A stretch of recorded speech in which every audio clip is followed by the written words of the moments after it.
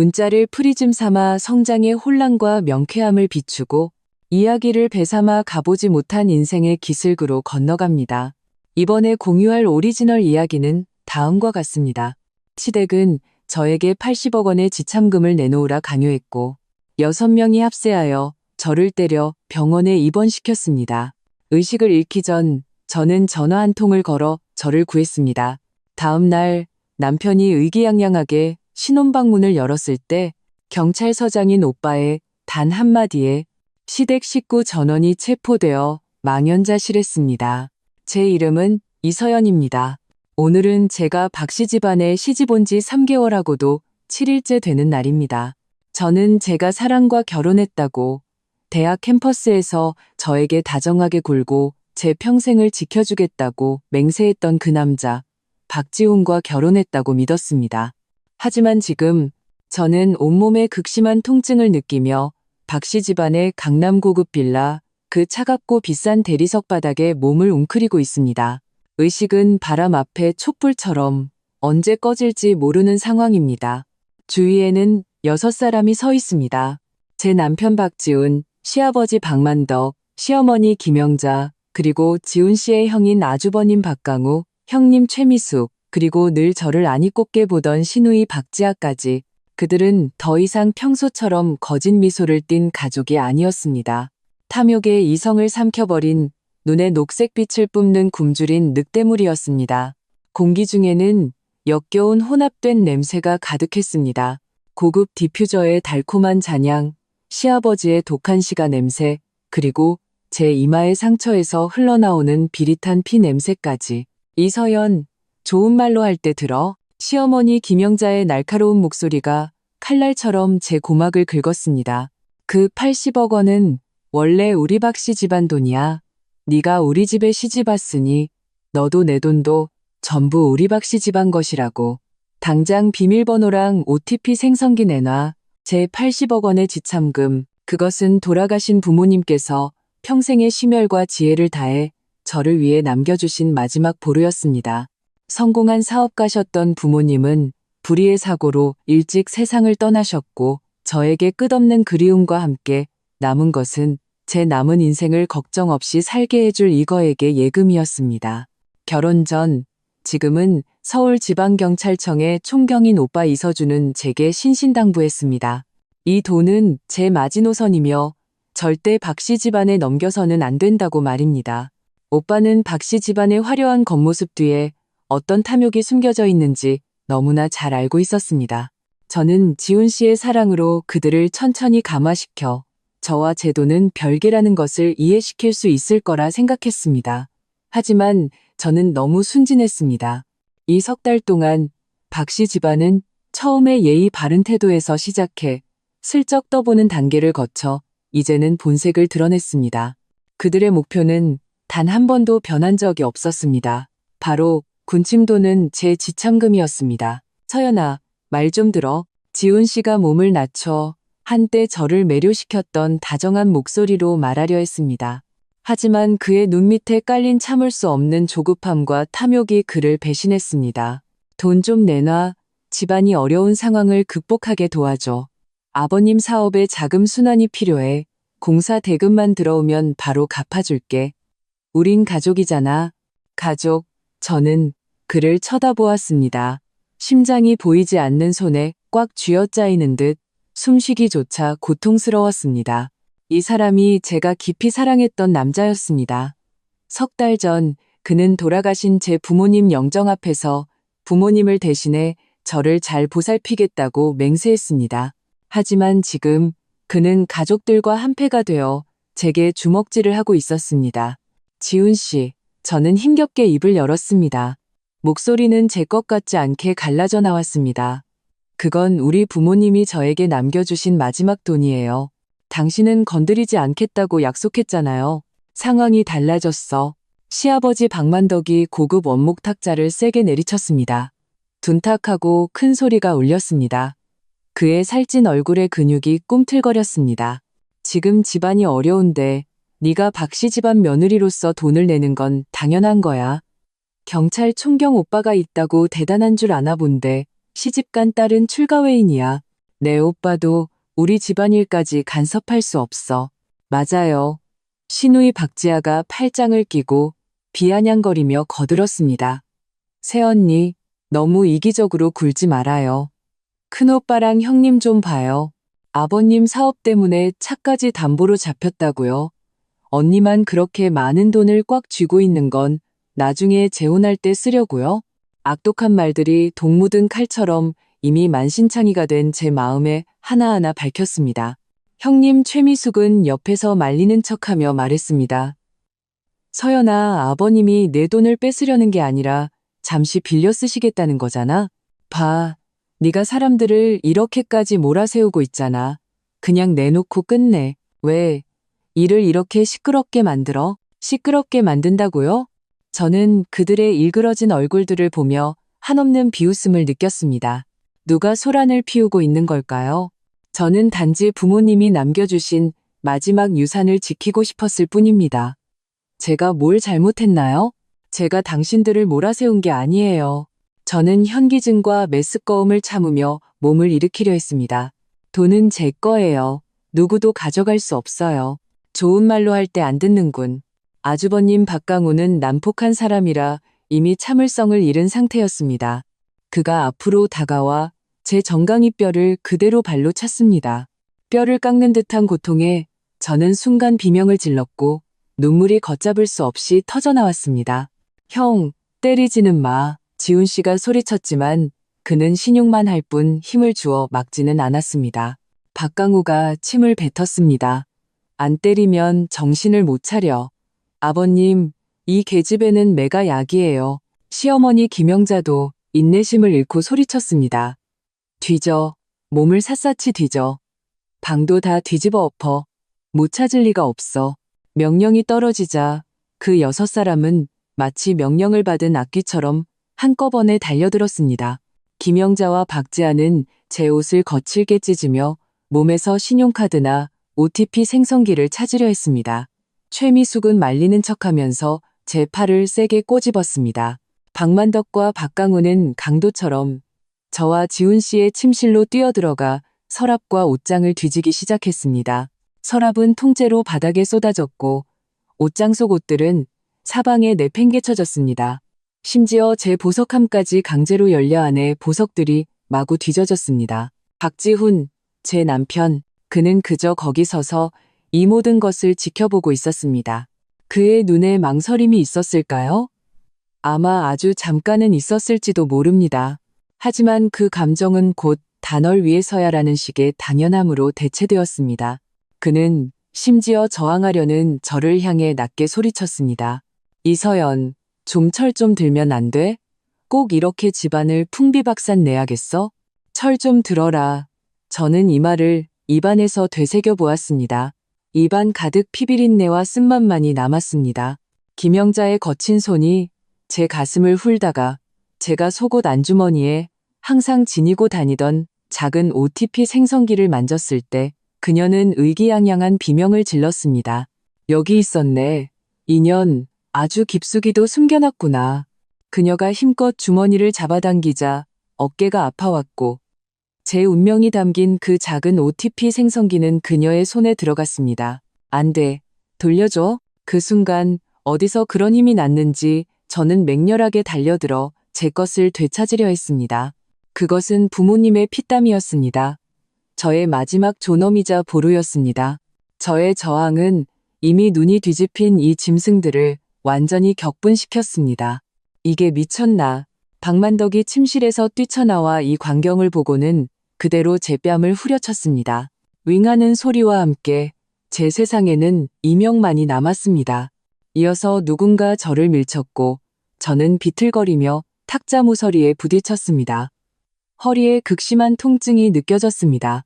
그리고 주먹과 발길질이 비처럼 제 몸과 머리에 쏟아졌습니다. 박강우의 주먹은 무겁고 사나웠고 김영자의 손톱은 제 얼굴에 핏자국을 냈으며 박지아는 심지어 하이힐로 제 다리를 찼습니다. 저는 몸을 웅크리고 팔로 머리를 감싼 채 이 모든 것을 절망적으로 견뎌냈습니다. 그들의 거친 숨소리, 악독한 욕설, 그리고 물건이 부서지는 소리가 들렸습니다. 지훈 씨는 어디에 있었을까요? 그가 말리려는 듯 했지만 그의 목소리는 너무나 미약해서 곧 소음에 묻혀버렸습니다. 의식이 흐려지기 시작했습니다. 극심한 고통에 온몸이 차가워졌습니다. 뜨거운 피가 이마에서 흘러내려 시야를 가리는 것이 느껴졌습니다. 세상이 제 눈앞에서 빙빙 돌며 색을 잃어갔습니다. 나 죽는 걸까? 내가 안식처라고 믿었던 이 집에서? 내가 가족이라 불렀던 이 사람들 손에? 안 돼. 죽을 수 없어. 내가 죽으면 이 돈은 정말 그들의 것이 될 거야. 내가 죽으면 오빠는 얼마나 슬퍼할까. 내가 죽으면 이 짐승 같은 것들이 법의 심판을 피하게 되잖아. 아빠, 엄마, 오빠, 구해줘. 하나의 생각이 꺼져가는 제 의식 속에서 어둠 속 유일한 불꽃처럼 타올랐습니다. 전화기, 내 휴대폰, 그들이 OTP 생성기를 찾은 것에 정신이 팔려 잠시 방심한 틈을 타 저는 마지막 힘을 다해 떨리는 손을 뻗었습니다. 아까 옷이 찢길 때 옆 카펫에 떨어졌던 휴대폰으로 액정은 깨졌지만 화면은 켜졌습니다. 시야는 온통 핏빛이었고 손가락은 말을 듣지 않았습니다. 저는 근육의 기억과 남은 의지에 단축번호 1번을 힘껏 눌렀습니다. 그것은 오빠 이서준의 번호였습니다. 오빠가 말했었습니다.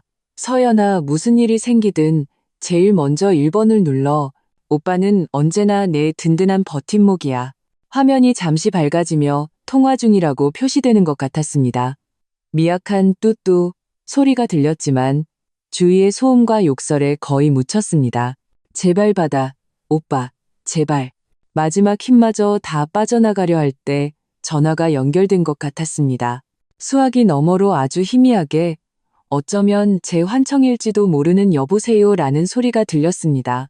저는 가슴에 남은 마지막 한 줌의 공기를 짜내어 존재하지 않을지도 모르는 그 연결을 향해 거의 들리지 않는 애원을 보냈습니다. 살려. 줘. 그리고 세상은 완전히 어둠에 잠겼습니다. 제가 완전히 의식을 잃기 직전 저는 김영자의 의기양양한 웃음소리를 들은 것 같았습니다. 해냈어. 80억은 이제 우리 거야. 그리고 지훈 씨의 복잡한 목소리도 서연아, 왜 이렇게까지 해? 왜 이렇게까지? 그래, 왜 나는 그때 오빠 말을 듣지 않았을까? 왜 이 거짓된 온정을 믿고 사람을 잡아먹는 이마굴로 뛰어들었을까? 끝없는 후회와 어둠이 함께 저를 삼켰습니다. 제가 얼마나 오랫동안 의식을 잃었는지 모릅니다. 마치 끝없는 심연으로 떨어지는 것 같았습니다. 때로는 몸에 극심한 통증이 느껴졌고, 때로는 아주 먼 곳에서 들려오는 듯한 흐릿한 소음이 들렸습니다. 가끔 차가운 것이 제 피부에 닿았고, 눈부신 빛이 제 눈꺼풀을 스쳐 지나갔습니다. 하지만 이 모든 것은 두껍고 혼탁한 유리 너머의 일처럼 느껴졌습니다. 저는 꿈에서 아빠와 엄마를 본 것 같았습니다. 두 분은 돌아가실 때 모습 그대로 다정하게 저를 바라보셨지만 다가갈 수는 없었습니다. 저는 필사적으로 그분들을 향해 달려가려 했지만 몸이 전혀 움직이지 않았습니다. 또 오빠, 이서준의 꿈도 꾸었습니다. 오빠는 경찰 제복을 입고 초조한 얼굴로 제 이름을 부르고 있었습니다. 하지만 그의 목소리도 왜곡되고 길게 늘어져 비현실적이었습니다. 가장 많이 본 것은 박씨 집안 6사람의 얼굴이었습니다. 그들은 저를 둘러싸고 웃고 욕하고 주먹질을 했습니다. 그 80억 원짜리 통장은 저의 어리석음을 비웃는 깃발처럼 그들의 손에서 오갔습니다. 고통, 어디에나 존재하는 고통, 그것만이 제가 의식을 잃은 동안 유일하게 선명하게 느낄 수 있는 것이었습니다. 다시 아주 희미하게 의식이 돌아왔을 때 저는 제가 움직이고 있다는 것을 느꼈습니다. 밑에는 덜컹거리는 들것이 있었고 귓가에는 급한 발소리와 시끄러운 사람들의 목소리가 들렸습니다. 환자, 두부 강타, 다발성, 연조직, 타박상, 늙골, 골절, 의심, 혈압저하, 심박수 과다, 응급처치 준비. 가족에게 연락했습니까? 이 총경님께 보고 드렸습니다. 총경님, 오빠일까? 오빠가 온 걸까? 눈을 뜨고 싶었습니다. 오빠라고 부르고 싶었습니다. 하지만 눈꺼풀은 납덩이처럼 무거웠고 목에서는 허, 허 하는 의미 없는 소리만 나올 뿐이었습니다. 그때 따뜻하고 힘있는 큰 손이 제 차가운 손을 꼭 잡았습니다. 제가 뼛속까지 자라는 억누를 수 없는 분노와 떨림이 섞인 목소리가 귓가에 들렸습니다. 서연아, 서연아, 오빠 왔어. 무서워하지 마. 오빠 여기 있어. 오빠가 그 짐승 같은 놈들 절대로 가만두지 않을 거야. 오빠였습니다. 정말 오빠였습니다. 그 전화 내가 걸었던 거구나. 오빠가 들었던 거구나. 거대한 안도감이 따뜻한 물결처럼 팽팽하게 긴장했던 제 신경과 억지로 버티던 의지를 무너뜨렸습니다. 눈물이 눈꼬리를 타고 흘러내려 핏물과 섞여 관자놀이를 적셨습니다. 모든 서러움, 공포, 고통이 이 순간 터져나올 출구를 찾았습니다. 저는 이제 안전하다는 것을 알았습니다. 오빠가 왔으니 하늘이 무너져도 괜찮을 겁니다. 의식은 다시 가라앉았습니다. 하지만 이번에는 절망의 심연이 아니라 희미한 희망을 품은 보호적인 혼수 상태였습니다.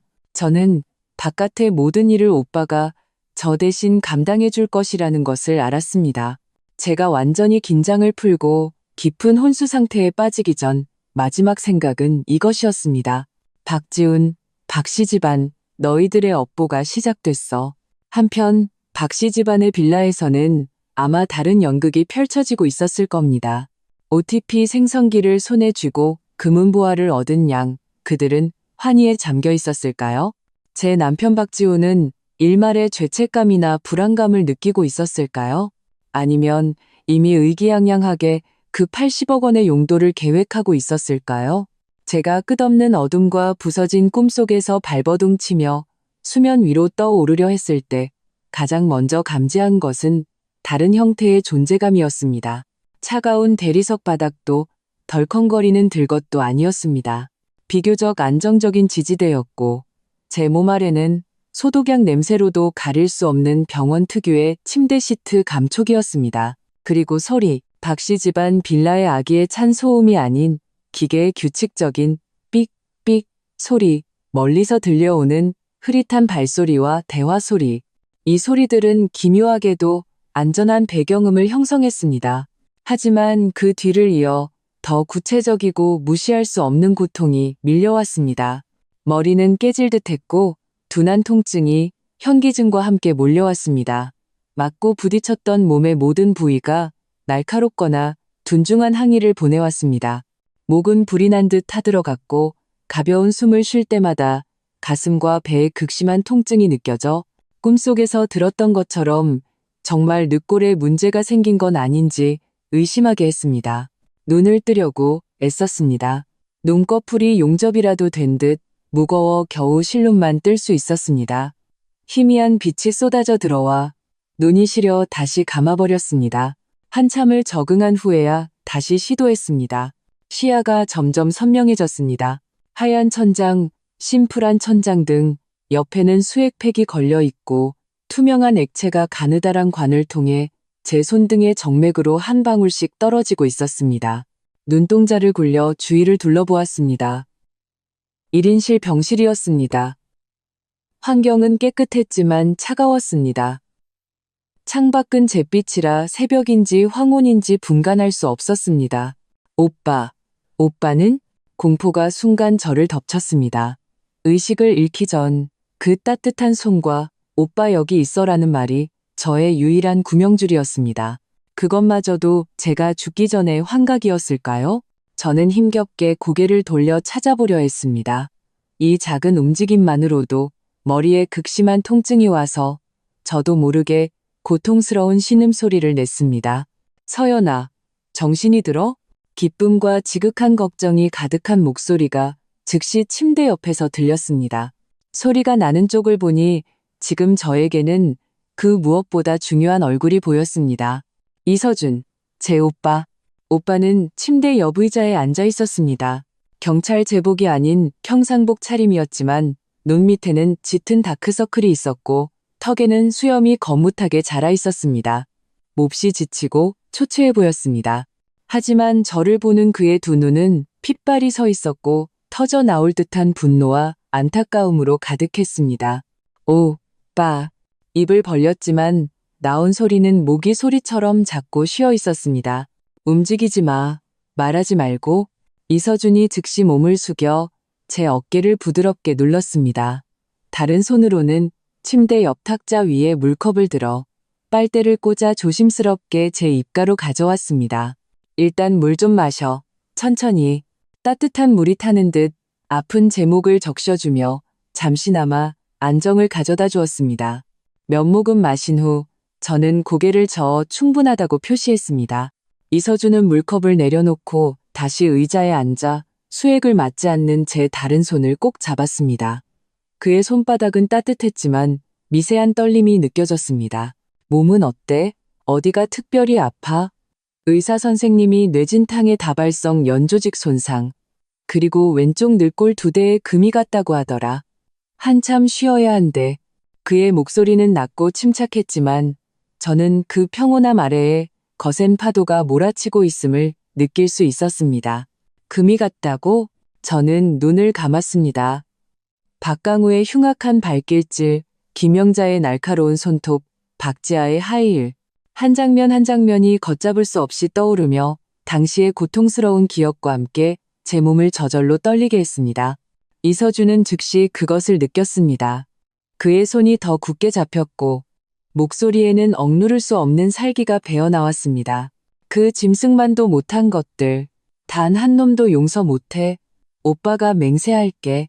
그의 말은 마치 기억과 감정의 수문을 여는 열쇠 같았습니다. 모든 서러움, 공포, 배신감에 찢어지는 아픔, 그리고 죽다 살아난 두려움이 이 순간 마침내 둑을 터뜨렸습니다. 눈물이 걷잡을 수 없이 흘러나와 눈꼬리를 타고 베개를 적셨습니다. 소리내어 울고 싶었지만 가슴의 통증 때문에 억눌린 부서진 흐느낌만 나올 뿐이었습니다. 울고 나면 좀 나아질 거야. 이서준은 저를 말리지 않았습니다. 그는 손가락으로 제 눈물을 부드럽게 닦아주며 말했습니다. 오빠가 잘못했어. 오빠가 널 지켜주지 못했어. 처음부터 반대했어야 했는데 아니야. 오빠 탓 아니야. 저는 흐느끼며 그의 말을 가로막았습니다. 내가 눈이 멀었었어. 내가 소위 사랑이라는 것에 홀려서 금화굴로 제 발로 걸어 들어간 거야. 오빠는 수없이 저를 말렸습니다. 심지어 제가 결혼을 결정했을 때 제가 박지훈의 감언이설에 속았다고 말하며 크게 다투기까지 했습니다. 하지만 그때 저는 뭐라고 했었을까요? 오빠가 편견에 사로잡혔다고, 사랑을 모른다고, 박지훈은 그의 가족과 다르다고 말했었습니다. 지금 생각하면 정말 어리석고 우스꽝스럽습니다. 그 전화, 저는 콧물을 훌쩍이며 감정을 추스르려 애썼습니다. 오빠, 들었어? 들었어. 이서준의 눈빛이 갑자기 차갑고 날카로워졌습니다. 아주 미약하고 잡음이 섞여 있었지만 네가 살려줘라고 하는 소리를 들었어. 즉시 네 휴대폰 위치를 추적했지. 강남에 있는 박씨 집안 빌라였어. 내가 팀원들을 데리고 갔을 때 넌 이미 의식을 잃은 상태였어. 그놈들이 감히 우리를 막아서면서 단순한 부부싸움이라고 하더군.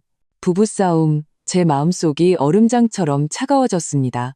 저를 죽기 직전까지 때리고 제 돈을 빼앗아 간 것이 그들 눈에는 그저 부부싸움일 뿐이었습니다. OTP, 그들이 내 OTP 생성기를 빼앗아 갔어. 저는 다급하게 말했습니다. 그 안에 우리 부모님의 피땀이.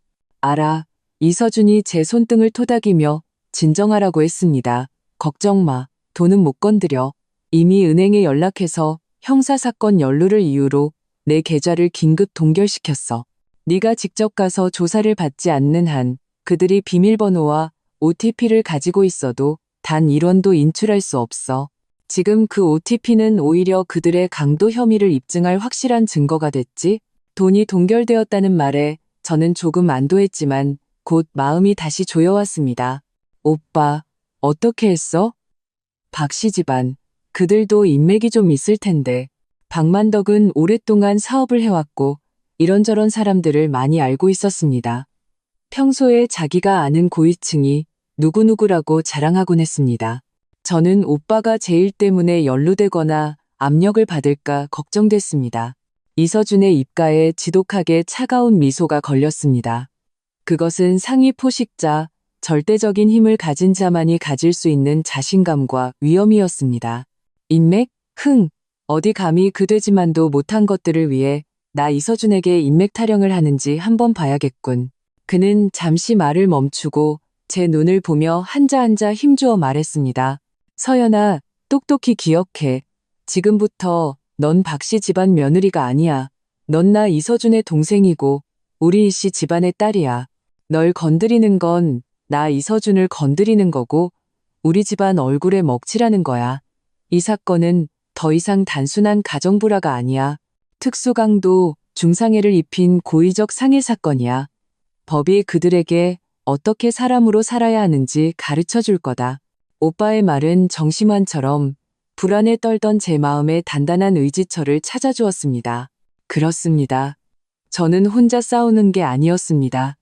저에게는 오빠가 있고 법이 있었습니다. 박씨 집안이 말하는 그깟 인맥은 현직 경찰총경인 오빠 앞에서 아마 아무런 가치도 없을 겁니다.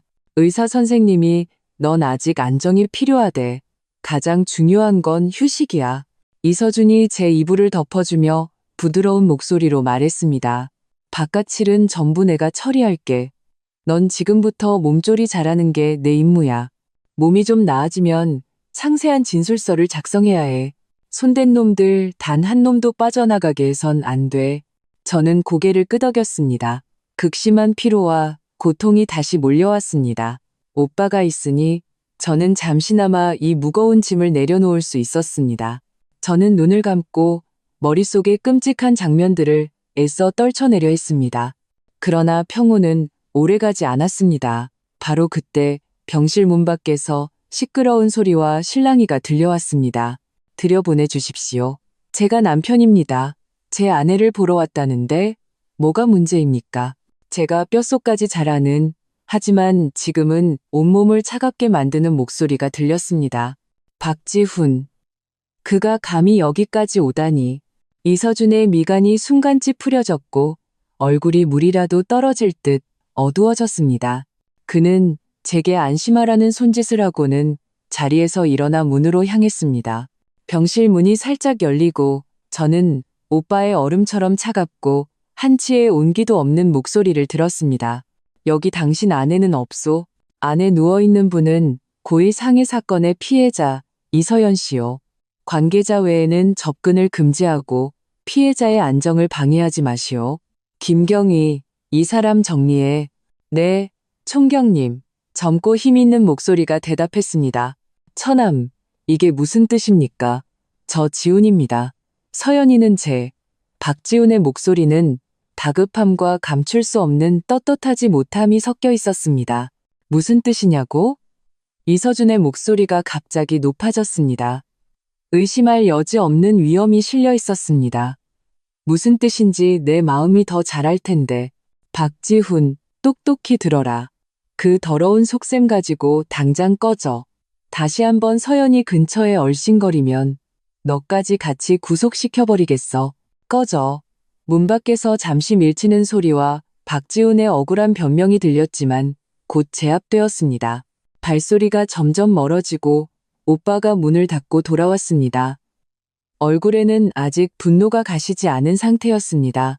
그는 저를 보며 복잡한 눈빛을 보였습니다. 안타까움, 분노, 그리고 일말의 후회. 저런 놈인 줄 알았더라면 그때 널 묶어서라도 결혼을 막았을 텐데.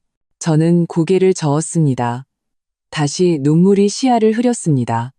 잘못된 사람과 결혼한 것을 후회해서가 아니라 저 때문에 속을 썩이는 오빠가 안타까워서였습니다. 오빠, 미안해. 바보 같은 소리. 오빠한테 미안할 게 뭐가 있어. 이서준이 한숨을 쉬며 다시 자리에 앉았습니다. 푹 쉬어. 밖에 우리 사람이 지키고 있으니 저놈 못 들어와. 저는 고개를 끄덕였습니다. 피로와 안도감이 교차하며 저는 다시 잠에 빠져들었습니다. 하지만 이번에는 알 수 있었습니다. 문 밖의 세상에서 폭풍우가 오빠의 통제하에 박씨 집안을 향해 한 걸음씩 다가서고 있다는 것을, 그리고 박지훈의 갑작스러운 등장은 OTP를 손에 넣고도 돈을 인출하지 못한 박씨 집안이 이미 궁지에 몰리기 시작했다는 것을 보여주는 서투른 탐색전에 불과했습니다. 그들의 행복은 오래가지 못할 겁니다. 제가 잠들었다 깨었다를 반복하며 치료와 회복에 힘쓰는 동안 박씨 집안 빌라에서는 전혀 다른 풍경이 펼쳐지고 있었습니다. 박지우는 병원 경찰들에게 무례하게 쫓겨난 후 풀이 죽어 집으로 돌아왔습니다. 빌라 안의 분위기는 그들이 예상했던 환희와는 거리가 멀었고 오히려 기묘한 초조함이 감돌고 있었습니다. 박만덕은 시가를 문채 거실을 왔다 갔다 하며 안절부절못했고 얼굴은 어두웠습니다. 김영자는 그 작은 OTP 생성기를 뜨거운 감자처럼 쥔 채 안절부절못했습니다. 박강우, 최미숙, 박지아의 얼굴에서도 어젯밤 사람을 때리고 돈을 빼앗을 때의 기세는 온데간데 없고 당황과 불확실함만이 가득했습니다. 어떻게 됐어? 그년 만났어? 죽었대? 살았대? 김영자는 박지훈이 돌아오자마자 날카롭게 물었습니다. 박지훈은 짜증스럽게 넥타이를 풀었습니다. 만나긴 뭘 만나요? 이서준 그 자식이 병원 입구에 사람을 세워놔서 들어가지도 못하게 해요. 서연이가 무슨 피해자고 저는 관계자 외 인물이래요. 뭐라고? 감히. 박만덕이 발걸음을 멈췄습니다. 이서준이 뭔데? 네가 내 아내를 못 만나게 해? 미친 거 아니야? 아버님, 지금 그게 중요한 게 아니에요. 박지훈의 목소리에는 원망이 섞여 있었습니다. 중요한 건 돈이에요. 제가 오늘 아침에 은행에 가서 돈을 먼저 이체하려고 했는데 은행 직원이 계좌가 동결됐다고 해요. 형사 사건에 연루되어서 경찰에 해제 통지가 있어야만 거래할 수 있대요. 동결됐다고? 김영자가 소리를 지르며 손에 든 OTP를 떨어뜨릴 뻔했습니다. 어떻게 동결이 돼? 이서연 그년이 꾸민 짓이야? 걔 의식불명 아니었어? 틀림없이 이서준이야. 박강우가 이를 갈았습니다. 그놈 말고 누가 그렇게 빨리 계좌를 동결시킬 수 있겠어? 젠장, 우리 헛수고한 거야. 최미숙이 옆에서 조심스럽게 말했습니다.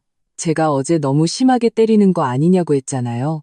이러다 정말 사람이라도 죽거나 이 총경이 끝까지 물고 늘어지면 닥쳐, 이 재수없는 년아. 김영자는 화가 머리끝까지 난 상태라 최미숙에게 욕을 퍼부었습니다. 이제 와서 그런 소리 하면 뭐해? 어제 몸 뒤질 때 너는 손 안 댔어? 발로 찰 때 너는 가만히 있었냐고? 최미숙은 겁에 질려 더 이상 아무 말도 못했습니다.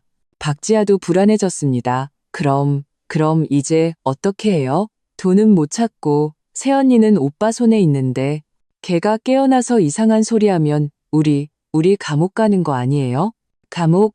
박만덕은 애써 태어난 척했지만 흔들리는 눈빛이 그의 내면의 공포를 드러냈습니다. 뭘 무서워해. 그냥 가정불화야. 기껏해야 쌍방폭행이지. 이서연 걔는 반격도 안 했잖아. 그리고 우리 박씨 집안도 만만하지 않아. 내가 당장 아는 사람들한테 전화해 볼게. 박만덕은 휴대폰을 들고 주소록을 뒤지기 시작했습니다. 그가 자신하던 든든한 인맥들에게 전화를 걸었습니다. 하지만 통화 내용은 그의 이마에 식은땀이 흐르게 했습니다. 평소에 형님, 동생 하던 사람들은 지금은 우물쭈물하며 이 총경이 직접 챙기는 사건이라 끼어들기 곤란하다고 하거나 아예 전화를 받지 않았습니다. 심지어 평소에 그에게서 뇌물을 적잖이 받았던 한 명은 오히려 빨리 이서연의 용서를 구할 방법을 찾으라고, 그렇지 않으면 뒷감당이 어려울 것이라고 암시했습니다. 전화를 끄는 박만덕의 얼굴은 완전히 하얗게 질렸습니다. 그는 소파에 주저앉았습니다. 끝난 건가? 이번엔 제대로 된 돌부리에 걸렸어. 이서준이 우리를 죽이려고 작정했구나. 그럼 어떡해요, 아버님. 박지훈도 완전히 겁에 질렸습니다. 그는 원래 부부라는 명분과 박씨 집안의 인맥으로 어떻게든 무마할 수 있을 거라는 일말의 희망을 품고 있었습니다. 하지만 이제는 김영자가 눈을 굴리더니 마지막 지푸라기라도 잡은 듯 박지훈의 팔을 붙잡았습니다. 지훈아, 이제 우리 집안을 구할 수 있는 건 너뿐이야. 너는 걔 남편이잖아. 하루를 살아도 부부인데 네가 가서 빌어. 무릎 꿇고 빌라고. 예정을 생각해서라도 오빠한테 잘 말해달라고 해. 걔가 가정불화라고만 말해주면 우리가 돈 좀 물어주고 끝낼 수 있어. 그래, 돈. 우리가 치료비 물어주면 되잖아. 박지우는 어머니의 다급하고 일그러진 얼굴과 아버지의 잿빛 얼굴, 형과 여동생의 겁에 질린 눈빛을 보았습니다. 그리고 이서준의 차가운 태도와 병원 입구에서의 가차없는 축출을 떠올렸습니다. 마음이 얼음장처럼 차가워졌습니다. 이서연에게 빌라고? 자신이 직접 심연으로 밀어넣은 그 여자가 이제 자신에게 일말의 정이라도 남아있을까? 그는 이미 보이지 않는 거대한 그물이 병원을 중심으로 박씨 집안을 향해 좁혀오고 있음을 느꼈습니다. 그리고 그 그물의 끝은 한때는 무시했지만 지금은 한없이 두려운 존재가 된 처남, 경찰 총경 이서준의 손에 쥐어져 있었습니다. 병원에서의 며칠 동안 시간은 길게 늘어났다가 다시 압축되는 것 같았습니다. 몸의 통증은 배경소음처럼 계속해서 제가 겪은 일을 상기시켰습니다. 하지만 더 고통스러운 것은 머릿속에서 제멋대로 떠오르는 장면들이었습니다. 박지훈의 냉담하고 탐욕스러운 눈빛, 김영자의 날카로운 욕설, 박강우의 흉악한 주먹, 모든 세부사항이 달궈진 인두처럼 제 기억에 새겨졌습니다. 오빠 이서준은 거의 곁을 떠나지 않았습니다.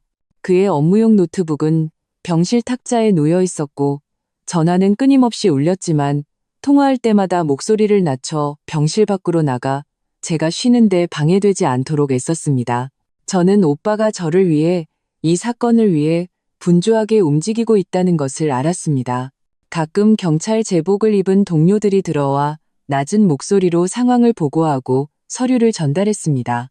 그들이 저를 보는 눈빛에는 동정과 직업적인 진지함이 섞여 있었습니다. 그들이 떠나고 나면 오빠의 얼굴은 더욱 어두워졌지만 저를 볼 때는 다시 온화한 미소를 지으려 애썼습니다. 서연아, 과학수사팀에서 내 휴대폰 데이터를 일부 복구했어. 통화 녹음 일부와 주변 소음이 포함되어 있어. 어느 날 의사 선생님이 제 정신 상태가 조금 나아졌다고 확인한 후 오빠가 보고서를 들고 제 침대 옆에 앉았습니다. 목소리는 최대한 평온했습니다. 아주 선명하지는 않지만 당시 여러 사람이 다투고 폭행하는 소리, 그리고 비밀번호를 묻고 OTP를 찾은 후의 대화를 식별할 수 있어. 이건 매우 유리한 증거야. 저는 눈을 감았습니다. 심장이 멎는 듯 했습니다. 며칠이 지났지만 다시 듣는 공포와 굴욕은 어제 일처럼 생생했습니다. 그리고 은행의 거래 내역과 CCTV도 확보했어. 오빠가 계속 말했습니다. 박지훈이 네가 의식을 잃은 직후에 OTP를 가지고 은행에 가서 이체를 시도했어. 계좌가 동결되어서 실패했지만 CCTV에 아주 선명하게 찍혔어. 그리고 빌라단지 일부 공공구역 CCTV에는 실내 상황이 직접 찍히지는 않았지만 그날 그 가족들이 모두 있었던 것과 내가 팀을 이끌고 도착했을 때 그들이 맑고 은폐하려 했던 행동이 담겨 있어. 저는 고개를 끄덕였습니다. 목이 메어 말이 나오지 않았습니다. 증거는 조금씩 모여 촘촘한 그물을 짜고 있었습니다. 오빠, 저는 심호흡을 하며 목소리가 떨리지 않도록 애썼습니다. 그 사람들, 응당한 처벌을 받을까? 모두 다? 이서준이 저를 보았습니다. 눈빛은 날카롭고 단호했습니다. 중상해를 입힌 고의적 상해, 특수강도, 액수가 특히 크고 다수가 공모한 사건이야. 징제 극히 악랄해. 서연아, 이건 단순한 가정불화가 아니야. 심각한 형사 범죄야. 법 앞에서는 가족이라는 것도 없어. 손을 댄 놈, 강도에 가담한 놈, 단 한 놈도 빠져나가지 못해. 내가 보장할게. 그의 보장은 무거운 돌처럼 제 불안한 마음을 짓누르며 약간의 안정을 가져다 주었습니다. 하지만 저는 이것이 시작에 불과하다는 것을 알았습니다. 법적 절차는 길고 박씨 집안은 결코 가만히 있지 않을 것입니다. 역시나 제 걱정은 곧 현실이 되었습니다. 그날 오후 제가 반쯤 졸고 있을 때 병실 문이 조용히 노크되었습니다. 경찰 제복을 입은 매우 유능해 보이는 여경이 들어와 이서준에게 낮은 목소리로 몇 마디 말했습니다.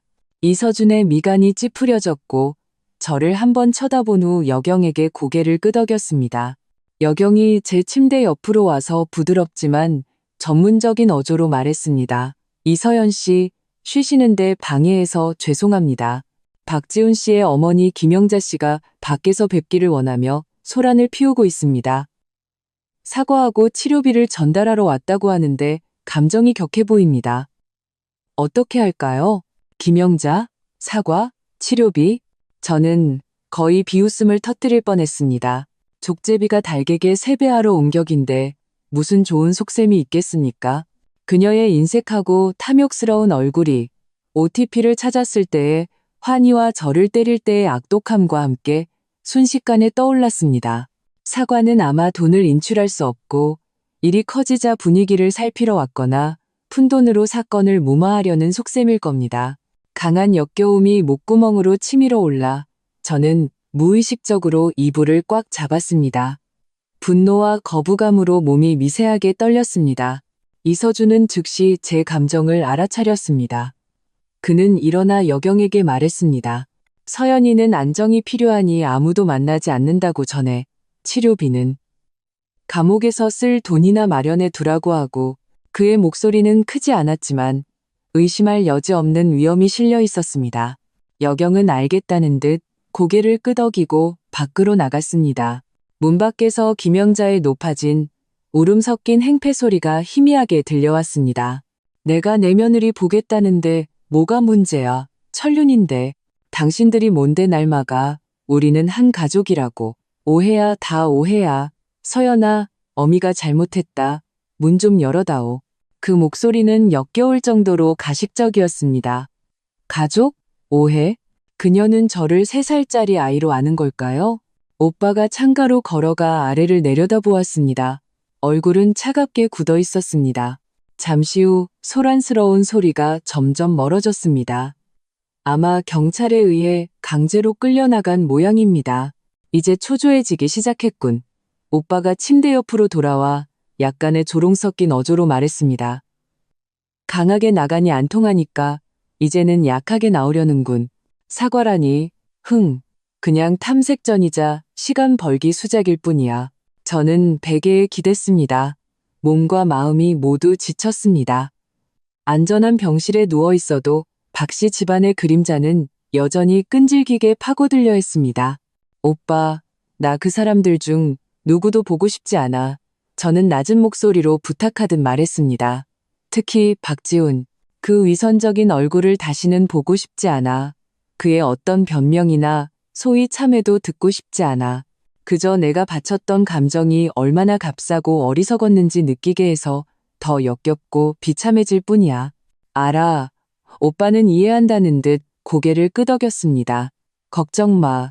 내가 있는 한 그들 중 누구도 네게 접근하지 못할 거야. 넌 지금 몸조리하는 게 가장 중요해. 때가 되면 경찰 조사에 협조해서 정식 진술만 마치면 돼. 나머지는 법과 나에게 맡겨.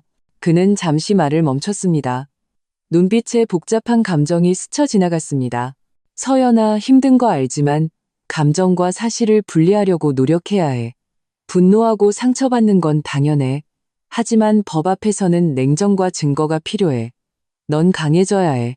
복수를 위해서가 아니라 너 자신과 돌아가신 부모님께 떳떳하기 위해서. 저는 오빠의 뜻을 알았습니다. 고통에 잠겨 있는 것은 자신을 소모할 뿐입니다. 저는 체력을 보존하고 정신을 집중해서 앞으로의 법적 절차에 맞서야 했습니다. 저는 제 눈으로 그 폭력을 행사한 자들이 응당한 심판을 받는 것을 지켜볼 것입니다. 한편 박씨 집안 빌라, 김영자는 2명의 경찰에 의해 병원에서 쫓겨난 후 싸움에서 진 수탉처럼 풀이 주거집으로 돌아왔습니다. 문을 열자 그녀를 기다린 것은 위로가 아니라 더 큰 공포와 비난이었습니다. 어떻게 됐어? 만났어? 뭐라고 하던? 박만덕이 다급하게 물었습니다. 그는 며칠 사이에 머리가 하얗게 새었습니다. 만나긴 뭘 만나. 김영자가 소파에 주저앉아 허벅지를 치며 통곡하기 시작했습니다. 문도 못 열게 해. 이서준 그 죽일 놈이 경찰을 세워놨다고. 내가 사과하고 돈 주러 왔다고 해도 들은 척도 안 해. 그리고 감옥에서 쓸 돈이나 마련하라고 했어. 우리를 죽이려고 작정한 거야. 사과? 누가 당신더러 사과하러 가랬어. 박지훈이 갑자기 벌떡 일어나 어머니에게 소리쳤습니다. 그건 우리가 자백하는 꼴이잖아요. 당신이 가서 그렇게 소란을 피우면 우리가 찔리는 게 있다는 걸 더 보여주는 거 아니냐고요. 내가 이 집안을 위해서 그런 거 아니야. 김영자는 아들의 고함에 잠시 멍해졌다가 더욱 서럽게 울부짖었습니다. 내가 고개 숙이지 않으면 너희들이 감옥 가는 걸 그냥 보고만 있으란 말이야? 내가 그년한테 웃어주고 싶어서 간 줄 알아? 다 너를 위해서, 너희 박씨 집안을 위해서 그런 거야. 됐어. 시끄러워. 박만덕이 짜증스럽게 그들을 막았습니다. 그는 지금 머리가 터질 것 같았습니다. 지금 싸워서 뭐해? 중요한 건 어떻게 하냐는 거야. 아는 인맥은 다 동원해도 아무도 안 끼어들고 돈은 못 찾고 이서연 쪽은 접촉도 안 되고 다 당신 때문이야. 김영자가 박만덕에게 화살을 돌렸습니다. 당신이 그 80억 원 자금 순환 때문에 그 난리를 치지 않았으면 이런 일이 있었겠어? 공사 대금 들어오면 갚을 수 있다고 했잖아. 이제 잘 됐네. 돈은 못 받고 감옥 가게 생겼으니 뭐? 그때 몸 뒤져서 OTP 뺐을 때 당신이 누구보다 적극적이지 않았어? 박만덕도 화를 냈습니다. 그리고 너, 박강우, 김영자가 큰아들을 가리켰습니다. 네가 분수도 모르고 그렇게 세게 때려서 걔를 저 지경으로 만들지 않았으면 이서준이 나섰겠냐고. 박강우가 목을 뻣뻣하게 세우고 대꾸했습니다. 그때 상황에서 안 때렸으면 걔가 순순히 OTP를 내놨겠어요? 다들 손댔으면서 이제 와서 나한테 뒤집어 씌우네. 최미숙과 박지아는 구석에 움츠려 불똥이 튈까봐 숨도 제대로 못 쉬었습니다. 과거에는 화목해 보였던, 적어도 겉으로는 그랬던 한 가족이 거대한 압박과 공포 앞에서 취약한 유대감은 순식간에 끊어지고 이기심과 불신의 본 모습을 드러냈습니다. 그들은 서로를 비난하고 책임을 전가하며 다가올 재앙에서 자신을 빼내려고 애썼습니다. 박지훈은 이 혼란스러운 광경과 가족들이 서로를 물어뜯는 추악한 모습을 보았습니다. 그리고 병원에서 본 이서준의 차가운 눈빛과 가차없는 척추를 떠올렸습니다. 뼛속까지 시린 한기가 발끝에서부터 올라왔습니다. 그는 처음으로 이 집안이 뿌리부터 썩었다는 것을 명확하게 깨달았습니다. 그리고 자신도 그 부패의 일부라는 것을. 그는 어쩌다 이런 가족을 믿고 이서연을 통제하고 그 거액을 삼킬 수 있을 거라 생각했을까요? 탐욕이 그의 눈을 가렸고 가족의 부추김과 소위 가족의 이익이라는 것이 그의 양심을 올감했습니다. 이제 업보의 칼날이 머리 위에 드리워졌는데 그들은 내부에서부터 자멸하기 시작했습니다. 공포가 전염병처럼 빌라 안에 퍼져나갔습니다. 그리고 그들은 모두 알고 있었습니다. 이서준의 다음 행동이 언제든 닥칠 수 있다는 것을.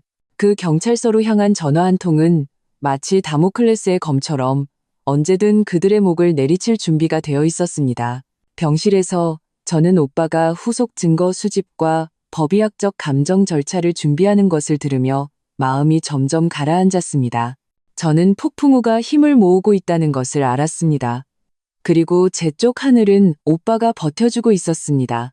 박씨 집안은 그저 이기심과 공포의 진창 속에서 잠시 더 발버둥치게 내버려두면 될 것입니다.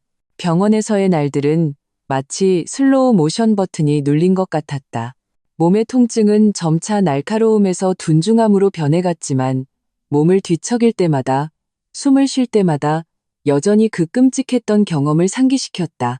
의사는 회복이 꽤 빠른 편이라고 했다. 뇌진탕 증세는 완화되었고 늙골골절은 시간이 필요하지만 수술은 피할 수 있었다. 다만 정신적인 상처는 더 오랜 시간이 걸릴 수 있다며 추후 심리 상담을 고려해보라고 조심스럽게 제안했다. 심리 상담이라. 나는 침대 머리에 기댄 채 점점 밝아오는 창밖 하늘을 보며 씁쓸한 미소를 지었다. 최고의 심리 치료는 아마도 가해자들이 응당한 처벌을 받는 것을 보는 것일 테다. 오빠 이서준은 여전히 바빴지만 내가 필요할 때면 항상 나타났다. 그는 새로운 소식을 가져왔다. 법의학적 상해 진단 예비 결과가 나왔는데 내 상해는 전치 8주의 중상해에 해당한다고 했다. 하지만 다수의 가해자가 폭행했고 거액의 재물을 강탈한 점 등 정황이 매우 악랄하여 더 심각한 죄목으로 기소될 수 있다고 했다. 전치 8주. 나는 그 전문 용어를 되뇌었다. 그다지 심각하게 들리지 않을 수도 있지만 그 뒤에 숨겨진 고통과 악의는 천근만근의 무게를 지니고 있었다. 이건 시작에 불과해. 오빠는 침대 옆에 앉아 사과를 깎으며 말했다. 그의 손놀림은 능숙하고 안정적이었고 목소리 또한 그러했다. 완벽한 감정 보고서는 계속 보강 중이야. 이건 양형의 중요한 근거가 될 거야. 그리고 박씨 집안 모든 사람의 사회적 관계, 재무 상태도 동시에 조사하고 있어. 박만덕의 그 사업, 자금줄이 심각하게 막혔더군. 사채도 많이 끌어다 썼고 그들이 네 돈을 그렇게 급하게 원했던 건 단순히 자금 순환 목적이 아니라 구멍을 메우거나 파산 직전에 마지막으로 한몫 챙기려던 걸 수도 있어. 나는 그 말을 듣고 오싹해졌다. 단순히 탐욕이 아니라 절망 속의 광기였다. 그들은 나를 자신들의 가족 운명을 구할 제물로 여겼던 것이다. 내 피와 살로 그들의 밑빠진 독을 채우려 했던 것이다. 이 사실을 깨닫자 그들에게 남아있던 마지막 한 줌의 복잡한 감정마저 완전히 사라졌다. 남은 것은 차가운 증오와 정의를 향한 결심뿐이었다. 바로 그때 병실 문이 다시 노크되었다. 이번에 들어온 사람은 늘 오던 여경뿐만 아니라 정장을 입고 서류 가방을 든 40대쯤으로 보이며 표정이 다소 어색한 남자였다. 총경님, 이서연 씨. 남자가 조심스럽게 인사를 건네며 명함을 내밀었다. 저는 박지훈 씨의 변호인 장 변호사라고 합니다. 박지훈의 변호사? 그가 여긴 왜? 나와 오빠는 눈을 마주쳤다. 오빠의 눈빛은 순간 차갑게 변했지만 그는 즉시 화를 내지 않고 여경에게 잠시 나가 있으라고 했다. 그리고 명함을 받아보지도 않고 테이블 위에 올려놓았다. 장 변호사님, 무슨 일인지 바로 말씀하시죠. 오빠의 목소리에는 온기 하나 없이 위압감이 서려 있었다. 장 변호사는 상당한 압박을 느끼는 듯 이마에 있지도 않은 땀을 닦으며 단어를 골랐다. 총경님, 저는 박지훈 씨의 위임을 받아 이서연 씨와 소통하러 왔습니다. 박지훈 씨는 이전에 발생한 오해에 대해 매우 가슴 아파하며 후회하고 있습니다. 그는 당시 상황이 통제불능이었고 가족들이 감정적으로 격해져 이서연 씨에게 상처를 입힌 것을 인정하며 깊이 사죄하고 있습니다. 오해라고요? 나는 참지 못하고 그의 말을 끊었다. 흥분한 탓에 목소리가 날카로워졌다. 장 변호사님, 6명이 저를 중상에 입히고 제 은행 OTP를 빼앗아 갔어요. 이게 오해라고요? 그럼 뭐가 고의죠? 제가 죽어야만 오해가 아닌 건가요? 이서연 씨, 진정하세요. 몸부터 챙기셔야죠. 장 변호사가 당황하며 손을 저었다. 제 말씀은 박지훈 씨는 이 사건을 가족 내부의 화해 방식으로 해결할 수 있기를 바란다는 겁니다. 어쨌든 두 분은 부부였고 깊은 감정적 유대가 있었으니까요. 그는 당신의 모든 치료비, 위자료, 그리고 상당한 액수의 정신적 피해 보상금을 지불할 용의가 있습니다. 당신이 합의서 한 장만 써주신다면요. 합의서? 오빠 이서준이 차갑게 비웃으며 일어섰다. 그의 큰 체격이 장 변호사에게 엄청난 압박감을 주었다. 장 변호사, 당신은 변호사잖소. 지금 이 사건이 어떤 성격인지 잘 알 텐데. 특수상해, 특수강도. 이건 반의사불벌죄가 아니오. 우리가 합의하고 싶다고 해서 할 수 있는 게 아니란 말이오. 합의서? 좋지. 법원 판결이 나온 후에 그들의 태도를 보고 생각해보지. 지금 그걸 논하기는 너무 이르오. 장 변호사는 오빠의 기세에 눌려 한 걸음 물러섰지만 억지로 말을 이었다. 총경님, 그렇게 말씀하시면 안 되죠. 어쨌든 가족 관계가 얽혀 있으니 이서연 씨가 용서해 주신다면 박지훈 씨의 양형에 분명 유리할 겁니다. 그리고 박지훈 씨는 본인은 직접 손을 대지 않았다고 강조했습니다. 그는 당시 말리려고 했지만 막지 못했을 뿐이라고요. 하하하, 오빠는 마치 세상에서 가장 웃긴 농담을 들은 듯했다. 손을 안 댔다고? 손을 댈 필요가 없었던 거겠지. 장 변호사, 내가 한 가지 알려주지. 박지훈은 남편으로서 현장에서 아내를 보호하지 않았을 뿐만 아니라 오히려 묵인하고 방조하고 심지어 강탈에 가담했을 가능성까지 있어. 이게 법적으로 어떤 의미인지 당신이 나보다 더 잘 알 텐데. 공범, 아시겠소? 오빠의 말은 무거운 망치처럼 박지훈을 빼내려는 상대방의 환상을 산산조각 냈다. 장 변호사의 얼굴이 하얗게 질렸다. 그 역시 박지훈이 이 사건에서 결코 깨끗할 수 없다는 것을 알고 있었다. 총경님, 이서연 씨, 장 변호사는 마지막 노력을 시도했다. 감정을 떠나 현실적으로 생각해 보더라도 사법 절차를 밟는 것은 시간과 노력이 많이 들고 이서연 씨의 심신에도 2차 가해가 될 수 있습니다. 만약 합의를 통해 실질적인 보상을 받으신다면 이서연 씨의 미래 생활에도 도움이 될 겁니다. 박 씨 집안에서는 이 정도 금액을 제시할 용의가 있습니다. 그는 손가락으로 액수를 표시했다. 그 숫자는 분명 적지 않았다. 예전 같았으면 마음이 흔들렸을지도 모른다. 하지만 지금 내 눈에는 박 씨 집안이 돈으로 죄를 덮으려는 더러운 수작으로만 보였다. 장 변호사님, 나는 심호흡을 하며 목소리를 평온하게 유지하려 애썼지만 거절의 의지는 단호했다. 박지훈 씨와 박 씨 집안 모든 사람에게 전해주세요. 저는 그들의 돈, 단 1원도 필요 없습니다. 제가 원하는 것은 오직 그들이 법의 엄중한 처벌을 받는 것뿐입니다. 그들이 제게 한 모든 일, 저는 법정에서 판사님께 하나도 빠짐없이 말씀드릴 겁니다. 합의는 절대로 없습니다. 내 말이 끝나자마자 오빠가 말을 이었다. 그의 목소리는 단호했다. 들었소? 이게 우리의 입장입니다. 돌아가셔도 좋습니다. 그리고 장 변호사, 한 가지 충고하지. 법에 따라 변호하는 것은 당신의 권리지만 만약 부정한 수단으로 사법 절차를 방해하거나 피해자를 위협하거나 이용하려 든다면 그 결과가 어떨지는 잘 알 거요. 장 변호사는 완전히 할 말을 잃었다. 잿빛 얼굴로 서류 가방을 챙겨 실례했습니다라는 말을 남기고 황급히 병실을 떠났다. 그의 뒷모습은 다소 초라해 보였다. 그가 떠나는 것을 보고 나는 긴장했던 신경이 조금 풀렸지만 가슴은 답답했다. 박지훈. 그는 이 지경에 이르러서도 어떻게든 죄를 벗을 궁리, 돈으로 문제를 해결할 궁리만 하고 있었다. 그는 직접 와서 나를 마주할 용기조차 없이 변호사를 보내 흥정을 하려 했다. 내가 사랑했던 사람은 도대체 얼마나 비열하고 파렴치한 인간이었을까. 그런 인간 때문에 화내지 마. 오빠가 다시 앉아 깎은 사과를 내밀었다. 그들이 발버둥 칠수록 더 많은 약점만 드러낼 뿐이야. 이 변호사가 온 건 오히려 잘된 일이야.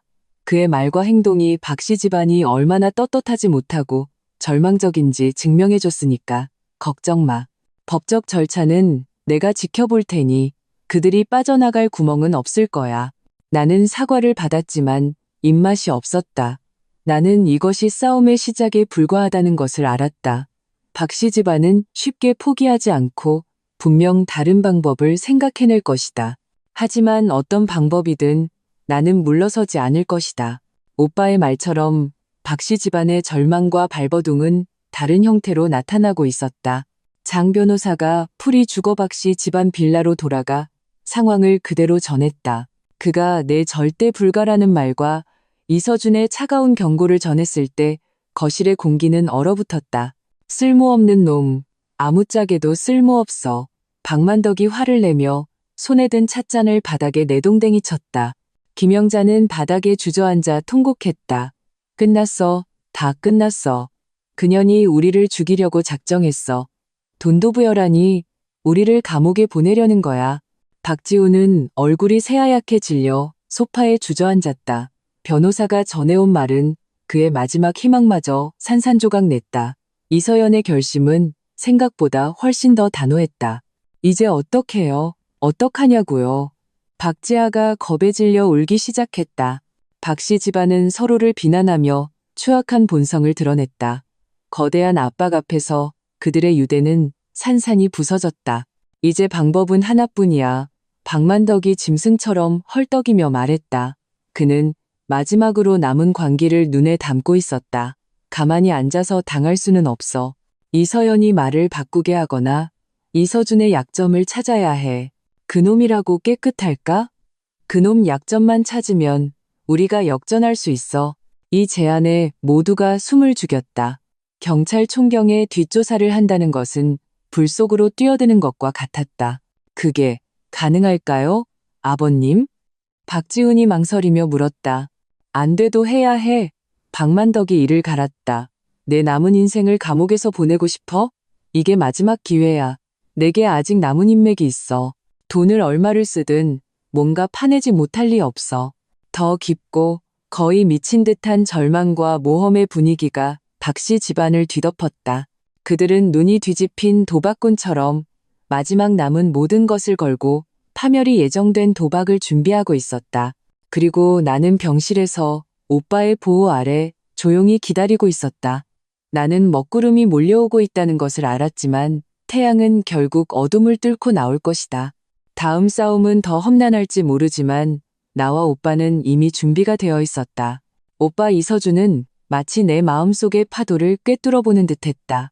박지훈의 변호사가 코가 납작해져 돌아간 후 그는 나를 위로하기보다 행동으로 보여주었다. 모든 어둠의 세력이 그 앞에서는 소용없다는 것을. 서연아, 박씨 집안은 지금 끓는 소단의 개미 신세야. 오빠는 노트북으로 이메일을 처리하며 아무렇지도 않은 듯 말했다. 변호사를 보내 합의를 시도했다가 실패했으니 분명 가만히 있지 않겠지. 우리가 파악한 바로는 박만덕이 남은 인맥과 자금을 동원해서 내 뒷조사를 하려고 해. 판을 뒤집으려는 속셈이지. 나는 그 말을 듣고 가슴이 철렁 내려앉았다. 오빠 뒷조사를? 감히? 오빠한테 불리한 일은 없어? 오빠는 고개를 들어 나에게 안심하라는 눈빛을 보냈다. 그 눈빛에는 심지어 약간의 비웃음까지 담겨 있었다. 파라고 해. 내가 이 자리까지 오면서 바르게 살아왔으니 어떤 조사를 받아도 떳떳해. 오히려 그들의 이런 궁여지책은 자신들의 멸망을 앞당길 뿐이야. 경찰 총경을 사적으로 조사하고 사법 절차를 방해하려 하다니 이건 새로운 죄목이 추가되는 셈이지. 그는 노트북을 덮고 창가로 걸어가 아래 정원을 산책하는 환자와 가족들을 바라보며 목소리를 낮췄다. 이미 사람을 붙여뒀어. 그들이 고용한 소위 사설 탐정이라는 놈, 원래부터 깨끗한 놈이 아니더군. 이번 기회에 같이 정리하면 돼. 박만덕은 이번에 제 손으로 더 많은 증거를 내 손에 쥐어준 셈이야. 오빠의 차분하고 자신감 넘치는 말을 듣고 불안했던 마음이 천천히 가라앉았다. 그렇다. 오빠는 그런 사람이었다. 그가 밑바닥부터 이 자리까지 올 수 있었던 것은 능력뿐만 아니라 누구도 흠잡을 수 없는 원칙과 품행 덕분이었다. 박씨 집안이 이런 저열한 수단으로 그를 무너뜨리려는 것은 마치 하루살이가 나무를 흔드는 것처럼 어리석은 짓이었다. 오빠, 고마워. 나는 조용히 말했다. 코끝이 시큰했다. 오빠가 돌아서서 부드럽게 웃었다. 바보야, 오빠한테 뭘. 그 후 며칠간 병실은 이상하리만치 평온했다. 나는 적극적으로 치료에 협조했고 몸은 빠르게 회복되어 이제 간호사의 부축 없이 혼자서 천천히 걸을 수 있게 되었다. 나는 오빠가 가져다 준 책과 그림을 보며 시간을 보냈다. 보이지 않는 그물이 조용히 좁혀지고 있음을 느낄 수 있었다. 평온은 폭풍 전의 고요함과 같았다. 그리고 박씨 집안 빌라는 이미 종말과 같은 공포와 혼란에 빠져 있었다. 박만덕이 거금을 주고 고용한 사설 탐정은 이서준과 관련된 몇 사람에게 접근한 후 아무것도 얻지 못한 채 곧 연락이 두절되었다. 박만덕이 전화를 걸자 전원이 꺼져 있다는 메시지만 나왔다. 불길한 예감이 그를 덮쳤다. 이어서 더 나쁜 소식들이 잇따랐다. 박만덕 회사의 주요 거래처들이 갑자기 계약을 중단했고 그를 압박하던 사채업자들은 뜻밖에도 이번에 건드리면 안 될 사람을 건드렸다. 몸조심하라는 기묘한 동정과 경고를 남기고는 더 이상 독촉하지 않았다. 마치 박씨 집안이 완전히 끝났다고 확신하는 듯했다. 박만덕은 이것이 이서준의 힘이라는 것을 깨달았다. 직접적인 타격 없이 약간의 암시와 보이지 않는 압력만으로도 그의 사업과 생존 환경은 빠르게 무너져 내렸다. 집안은 아수라장이 되었다. 박강우는 술에 취해 폭력적으로 변했고 다른 가족들은 하루하루 공포에 떨었다. 박지우는 방에 틀어박혀 식음을 전폐했다. 모든 희망이 사라진 그는 절망에 빠졌다. 그는 이 집안이 끝났고 자신도 이 재앙에서 벗어날 수 없다는 것을 알았다. 절망 속에서 박지우는 그날 밤 몰래 빌라를 빠져나와 다시 병원으로 향했다. 물론 내 병실 근처에는 가지도 못하고 병동 건물 아래를 서성일 뿐이었다. 그는 내게 장문의 문자를 여러 개 보냈다. 처음에는 사과와 참회, 나중에는 애원과 동정심 유발, 그리고 마지막에는 은근한 협박까지 담겨 있었다. 서연아, 내가 잘못했어. 정말 후회해. 우리 예정을 생각해서 한 번만 기회를 줘. 다 아빠랑 엄마가 시킨 거야. 나도 어쩔 수 없었어. 네가 합의서만 써주면 뭐든지 할게. 이혼하고 재산도 다 줄게. 서연아, 날 너무 몰아세우지 마. 쥐도 궁지에 몰리면 고양이를 문다고 했어. 날 막다른 길로 몰면 나도 무슨 짓을 할지 몰라. 나는 휴대폰에 계속해서 뜨는 메시지들을 보며 마음이 얼음장처럼 차가워졌다. 심지어 헛웃음이 나왔다. 이것이 내가 사랑했던 남자였다.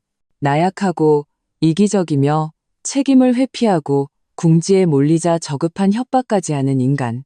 나는 답장하지 않고 그 문자들을 모두 캡처해서 오빠에게 보냈다. 오빠는 단 3글자로 답장했다. 알았어.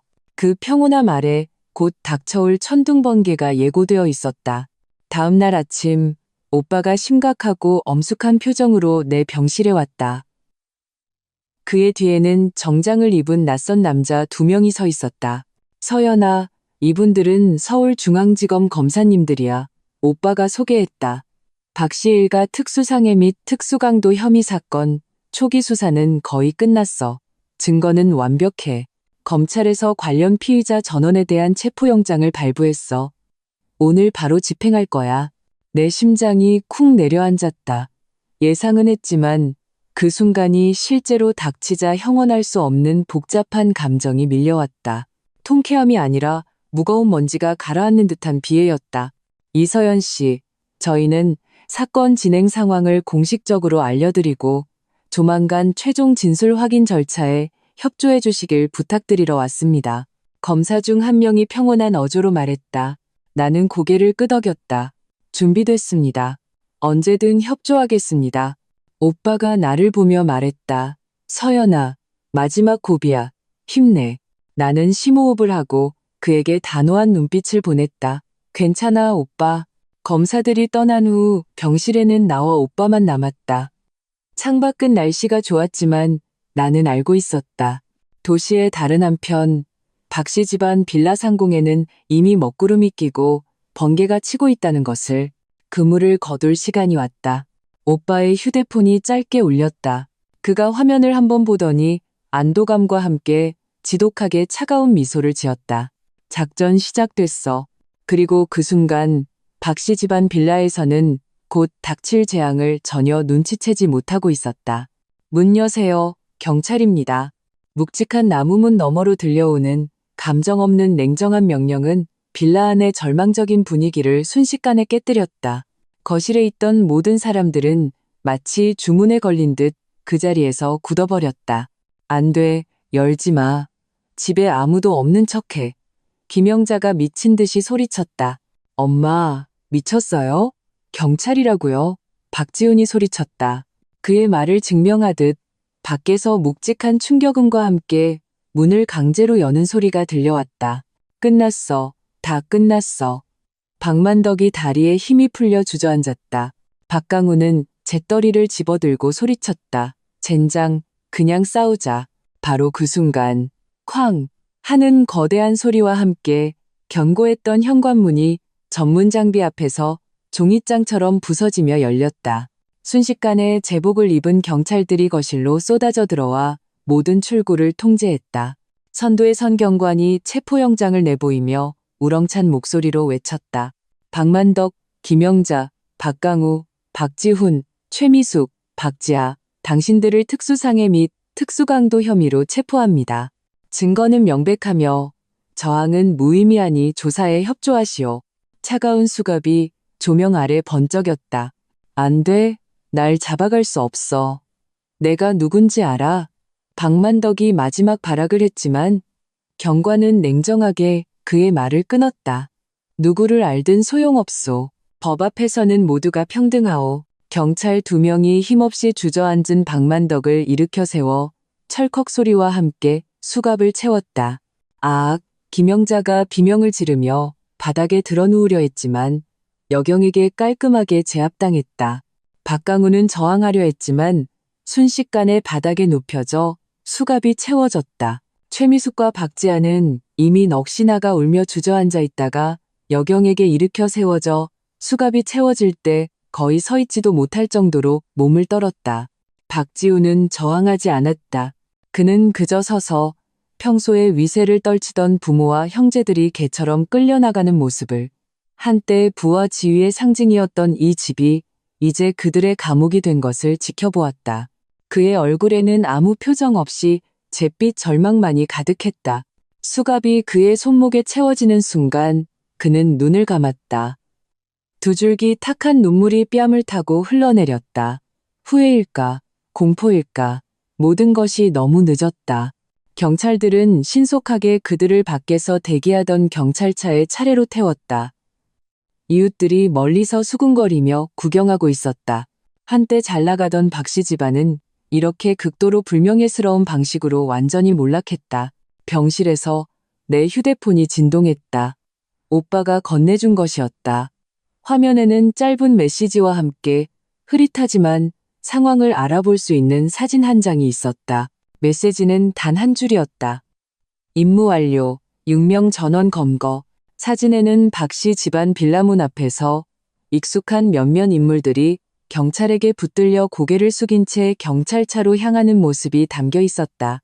나는 그 사진을 오랫동안 말없이 바라보았다. 상상했던 환희도 연민도 없었다. 그저 거대하고 공허한 해방감만이 느껴졌다. 길고 긴 고열이 마침내 물러간 듯 피로감과 함께 찾아온 선명한 아픔과 새로운 삶에 대한 허약함. 끝났어. 옆에서 오빠의 목소리가 들렸다. 평온하고 침착했다. 나는 오빠를 보며 미소를 지으려 애썼지만 입꼬리가 무겁게 느껴졌다. 결국 가볍게 고개를 끄덕였고 눈물이 소리 없이 다시 흘러내렸다. 이번 눈물은 더 이상 억울함과 공포가 아니었다. 그것은 작별이었다. 어리석고 순진했던 나 자신과의 작별, 끔찍했던 결혼 생활과의 작별, 악몽 같았던 그 집과의 작별. 끝났어. 나는 조용히 반복하며 휴대폰을 오빠에게 돌려주었다. 창밖의 햇살이 더욱 밝게 느껴졌다. 나는 이 순간부터 내가 진정으로 그림자를 벗어나 나만의 새로운 삶을 향해 나아가기 시작했다는 것을 알았다. 그리고 박씨 집안 6사람은 이제 높은 담장 안에서 그들의 탐욕과 폭력에 대한 긴 대가를 치르게 될 것이다. 그들이 직접 시작한 이 전쟁은 이 순간 승패가 갈렸다. 법의 심판은 이제 막 시작되었지만 더 이상 내가 두려워할 일이 아니었다. 나는 햇빛 아래 서 있고 그들은 치욕의 기둥에 묶여 공정한 재판을 받게 될 테니까. 박씨 집안 6명이 수갑을 차고 경찰차에 오르는 장면은 내 마음속에 기이할 정도로 느리고 평온한 파문을 일으켰다. 상상했던 흥분이나 통쾌함 대신 마치 길고 긴 고열이 끝난 후 몸과 영혼이 텅 빈 듯한 미세한 아픔이 섞인 피로와 해방감이 느껴졌다.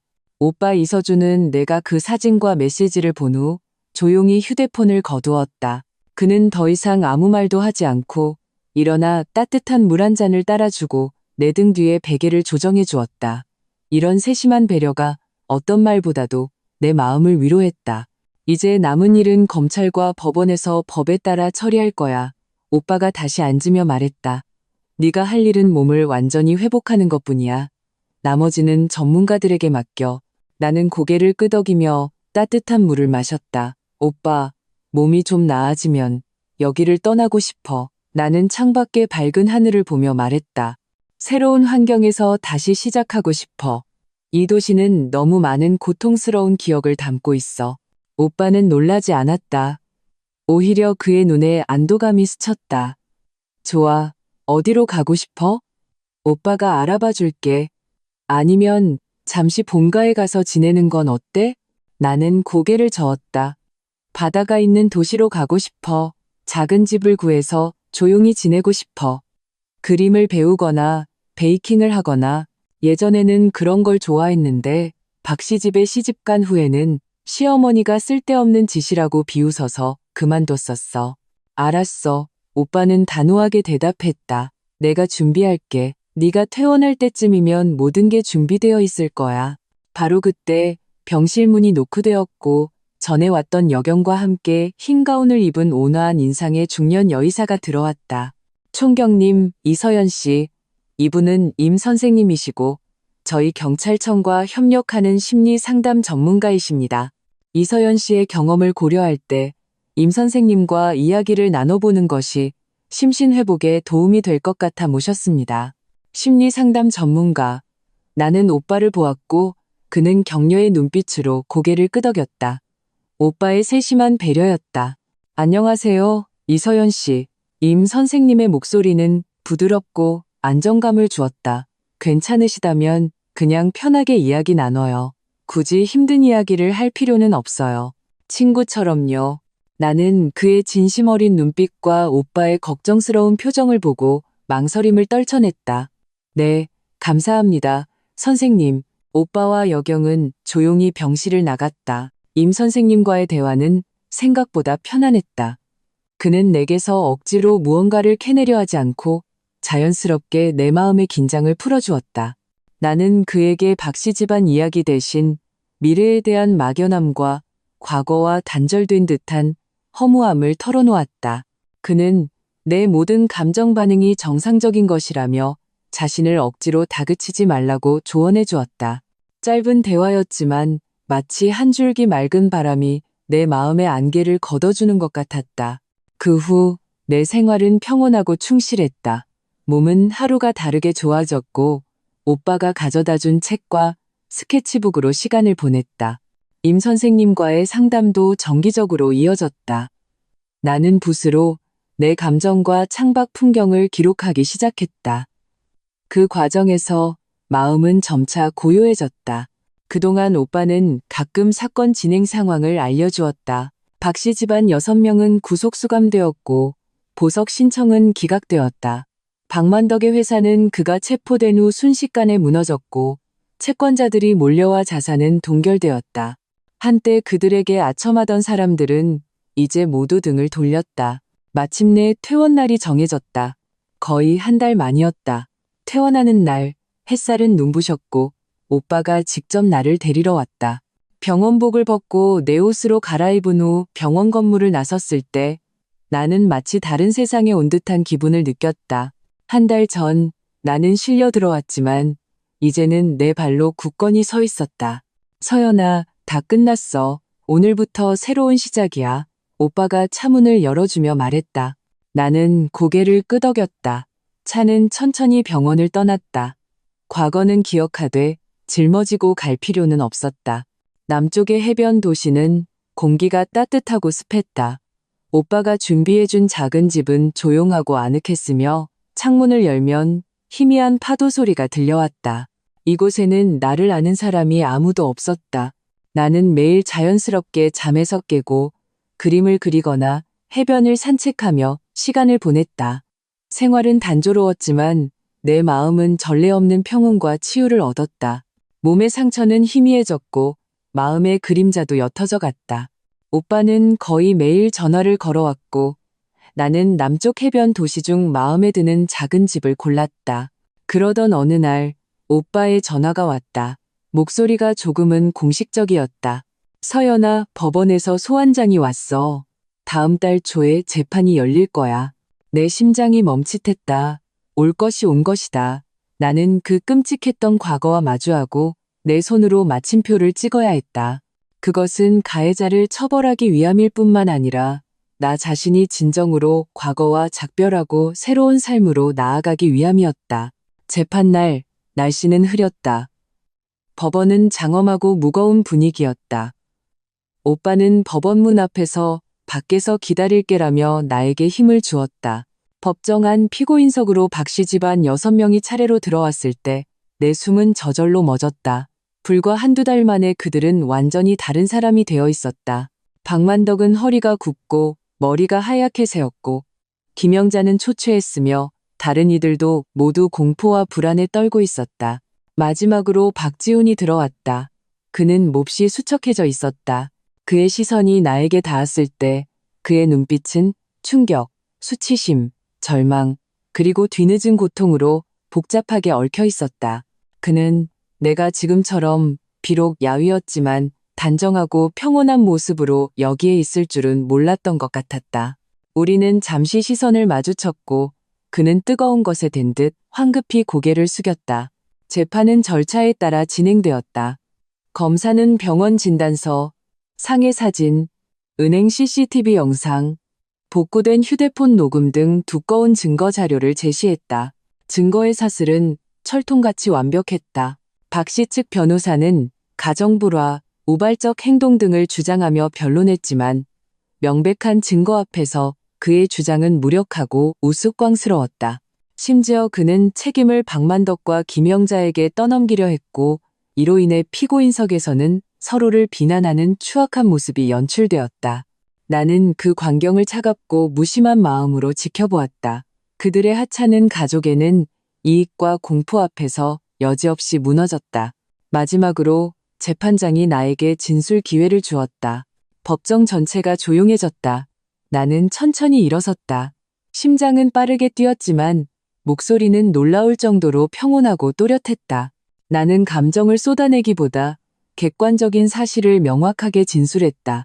지참금의 출처부터 박씨 집안의 오랜 탐욕, 그리고 사건 당일 밤의 폭력과 공포까지 내 목소리에는 분노나 슬픔이 거의 없었지만 그 평온함이 오히려 더 무거운 힘을 실었다. 재판장님 그리고 배심원 여러분, 나는 마지막으로 말했다. 그 지참금은 돌아가신 부모님께서 제게 남겨주신 마지막 사랑이자 보루였습니다. 저는 결혼의 기초가 존중과 사랑이지 계산과 약탈이라고 생각하지 않습니다. 그날 밤 제가 느낀 것은 가족의 따뜻함이 아닌 폭도와 같은 잔인함이었습니다. 저는 보복을 원하는 것이 아니라 법이 진실을 밝히고 가해자들이 그들의 행동에 대한 대가를 치르기를 바랍니다. 진술을 마치고 자리에 앉았을 때 박지훈은 계속해서 고개를 깊이 숙인 채 어깨를 심하게 떨고 있었다. 재판이 끝난 후 오빠와 함께 법원을 나서려 할 때 법원 직원이 다가와 박지훈이 나를 따로 만나고 싶어 한다고 전했다. 나는 잠시 망설였다. 이성적으로는 만날 필요가 없었지만 마음 한편에서는 그가 무슨 말을 할지 궁금했다. 나는 감시와 직원이 있는 조건하에 만나겠다고 했다. 조정실에서 마주 앉은 박지훈은 완전히 무너져 있었다. 서연아, 그가 목이 맨 목소리로 불렀다. 박지훈 씨, 할 말 있으면 하세요. 나는 차갑게 그를 막았다. 그는 고통스러운 표정을 지으며 한참 만에 고개를 들었다. 눈가가 붉었다. 서연아, 미안해. 정말 미안해. 그는 흐느끼며 말했다. 내가 사람이 아니었어. 돈에 눈이 멀었었어. 그들이 널 때리는 걸 보고 막지 못했어. 내가 정말 후회해. 그의 눈에서 후회와 고통의 눈물이 떨어졌다. 나는 조용히 그의 말을 들었다. 그의 참회는 진심일지도 모르지만 내게는 이미 아무 의미가 없었다. 박지훈 씨, 나는 그의 울음을 끊고 평온하게 말했다. 당신의 사과는 들었지만 받아들이지 않겠어요. 지금 이 상황은 당신들 모두가 그리고 당신 스스로가 만든 결과예요. 우리 사이는 당신들이 내게 손을 댄 그 순간 완전히 끝났어요. 앞으로 다시는 보지 맙시다. 잘 지내세요. 나는 그 말을 남기고 망설임 없이 조정실을 나섰다. 오빠가 문 밖에서 나를 기다리고 있었다. 법원 건물을 나왔을 때 밖에는 보슬비가 내리고 있었다. 나는 깊게 숨을 들이마셨다. 마치 법정의 혼탁하고 무거운 공기를 모두 씻어내는 것 같았다. 그 후 나는 다시 해변의 작은 도시로 돌아왔다. 재판과 그 마지막 만남은 나를 과거라는 수렁에서 완전히 건져 올리는 필수적인 의식과 같았다. 나는 더 이상 사건 진행에 신경 쓰지 않았다. 남은 것은 시간과 법에 맡기면 되었다. 한 달여가 지난 어느 날 오후 오빠에게서 전화가 왔다. 서연아, 판결이 나왔어. 내 손에 들린 붓이 허공에서 멈췄다. 박만덕은 주범으로 특수강도 및 특수상해죄 병합, 징역 15년, 김영자는 징역 12년, 박강우는 상해가 가장 심했으므로 징역 11년, 최미숙과 박지아는 각각 징역 4년과 3년. 오빠의 목소리는 담담했지만 각 단어는 천근만근의 무게를 지니고 있었다. 그리고 박지우는 남편으로서의 보호 의무를 다하지 않고 범행을 방조 및 가담한 죄로 징역 8년을 선고받았어. 8년. 그 숫자가 떨어졌을 때 내 심장은 통제할 수 없이 쿵 내려앉았다. 동정이 아니라 완전히 죽어버린 사랑과 한 사람의 인생이 그렇게 꺾인 것에 대한 복잡한 비애 때문이었다. 그들이 항소하겠다고 했지만 증거가 워낙 확실해서 결과가 바뀔 가능성은 거의 없어. 오빠가 덧붙였다. 알았어, 오빠. 고마워. 바보야. 오빠한테 뭘. 이제 정말 다 끝났어. 앞으로는 내 인생 행복하게 살아. 전화를 끊고 나는 붓을 내려놓았다. 마당으로 나가자 석양이 하늘과 바다를 붉게 물들이고 있었다. 15년에서 3년까지 박씨 집안 6명은 모두 죗값을 치르게 되었다. 그들의 소위 명문가는 산산조각 났고 재산은 흩어졌으며 명예는 땅에 떨어졌다. 나는 황혼 속에서 바닷바람을 맞으며 서 있었다. 마음속에는 복수의 통쾌함도 거짓된 연민도 없었다. 오직 거대하고 무거운 해방감만이 있었다. 나는 한때 정희와 함께 찍었던 결혼 증명서를 찾아냈다. 사진 속 우리는 세상 모든 것을 가진 듯 환하게 웃고 있었다. 나는 오랫동안 그 사진을 바라보았다. 마음속에 더 이상 증오도 원망도 없었다. 그저 모든 것이 변해버린 것에 대한 희미한 슬픔만이 남았다. 그리고 나는 조용히 가위를 들어 그 사진을 잘라냈다. 잘못된 시작을 상징했던 그 증명서와 함께 파쇄기에 넣었다. 기계가 돌아가는 소리와 함께 붉은 조각들과 검은 글씨들이 뒤섞여 알아볼 수 없는 직선이 되었다. 나는 그 종이 조각들을 쓰레기 봉투에 담아 더 이상 필요 없는 낡은 물건을 버리듯 묶었다. 판결의 먼지가 가라앉은 후 내 삶은 진정으로 평온하고 내적인 힘으로 가득 찬 궤도에 올랐다. 남쪽의 해변 도시는 나의 안식처가 되었다. 나는 성인 미술 교실에 등록했고 베이킹에 빠져들었다. 완성된 빵과 케이크를 이웃과 나누며 소소한 행복을 찾았다. 오빠는 한 달에 한 번씩 나를 보러 왔다. 우리는 이제 보호자와 피보호자가 아닌 따뜻한 친구 같은 사이가 되었다. 그 80억 원의 지참금은 사건이 끝난 후 오빠의 도움으로 온전히 내 명의로 돌아왔다. 나는 그 돈을 사치에 쓰지 않고 안정적인 미래를 위한 기반으로 삼았다. 그리고 일부는 오빠와 내 이름으로 작은 장학재단을 만들어 가정 형편이 어려운 여학생들을 돕는 데 사용했다. 그것은 부모님의 사랑을 이어가는 나만의 방식이었다. 몇 년의 시간이 흘렀다. 가끔 오빠를 통해 박씨 집안의 소식을 단편적으로 듣게 되었다. 박만덕은 감옥에서 건강이 급격히 나빠졌고 김영자는 정신적으로 불안정해졌다고 했다. 박강우는 감옥에서도 문제를 일으켜 형기가 늘어났고 최미숙과 박지아는 출소 후 지방 소도시에서 조용히 살고 있다고 했다. 박지훈에 대해 오빠는 가장 담담하게 말했다. 감옥에서 모범적으로 생활하며 기술을 배우고 있다고. 아마 감형을 받아 원래 형기보다 조금 일찍 나올 수도 있다고 했다. 이 소식들을 들었을 때 내 마음의 호수는 아주 작은 파문만 일었을 뿐 금세 평온을 되찾았다. 그들의 삶은 더 이상 나와 아무런 관련이 없었다. 나는 이제 지역 자원봉사센터에서 아이들에게 그림을 가르친다. 아이들의 순수한 웃음과 상상력은 내게 가장 큰 기쁨을 준다. 어느 날 저녁, 평소처럼 해변을 산책하다가 나는 아름다운 노을을 배경으로 사진을 한 장 찍었다. 그리고 거의 사용하지 않던 SNS에 그 사진을 올렸다. 감상적인 글 대신 단 4글자만 적었다. 해왈천공, 하이퍼탱콩. 바다는 넓고 하늘은 끝이 없다. 그렇다. 나는 더 이상 결혼이라는 감옥에 갇혀 학대받던 이서연이 아니다. 나는 재앙을 딛고 일어나 새로운 삶을 얻은 이서연이다. 나의 세계는 더 이상 계산으로 가득 찬 저택에 국한되지 않는다. 그것은 내 눈앞에 펼쳐진 이 끝없는 바다이며 미래의 무한한 가능성이다.